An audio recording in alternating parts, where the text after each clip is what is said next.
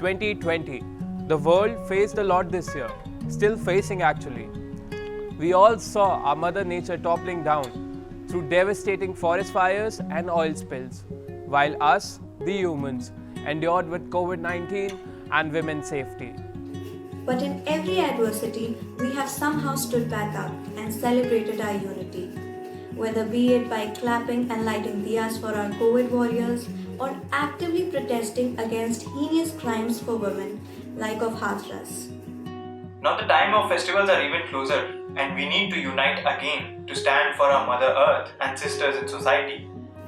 Let's reflect on what festivals like Durga Puja, Diwali, Dashera, Christmas actually teach us. And for that matter, let's not make Durga Puja pandals the spots of eve-teasing women. Let's not make Diwali the cause of air pollution. And let's not make Christmas a reason to pile up plastic waste from decorative ornaments. We have tried to solve these problems with morality and lately with politics because people have forsaken their humanity and basic human values. People have put their humanity to sleep and are now trying to behave like humans with their morality. And it's certainly not working, is it? Because everyone has their own set of morality. For some, it will be okay to burn crackers as an expression of happiness and celebration on Diwali, but for others, it won't.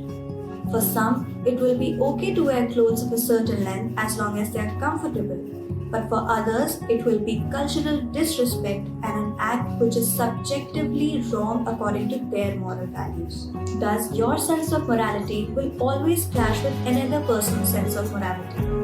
What is wrong? What is right? If you open this debate in current times, you will end up quarreling even within your family, only because human beings are no more living according to their human nature. Rather, they prioritize social constructs over it. However, our little individual efforts can make a world of a difference. For supporting women, we can firstly create a circle of trust. The circle can have her parents in it, her siblings, or her friends, from whom she can share anything and everything while receiving a proper guidance from a mature confidant. Spread awareness among every girl about good touch, bad touch, and consent. There should also be a person in every woman's life so that they can report to that person immediately if there is a violation of their personal space. Economic independence of women, which gives power and confidence to her. Assessing one's own malicious motive rather than blaming it on girls' attire. For our Mother Nature, we should pledge not to torture her any further, starting by purchasing only biodegradable deities this year. Not burning crackers. Not buying one-time use plastic decor. The climate covenant clock tells us that we don't have much time left to mend our ways. So instead of adding strain to our social and environmental fabric, we must unite together to protect our humanity and this planet. Because we are called human beings for a reason.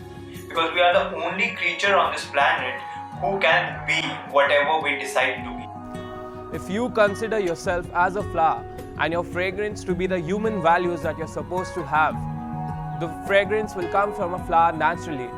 Even if someone appreciates it or not, the fragrance will come from inside. No one will be able to force it, and it is the flower itself that can, give that fragrance to the whole world.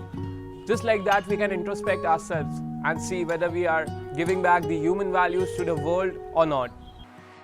Just be human before a man or a woman. Just be human before a Hindu or a Muslim.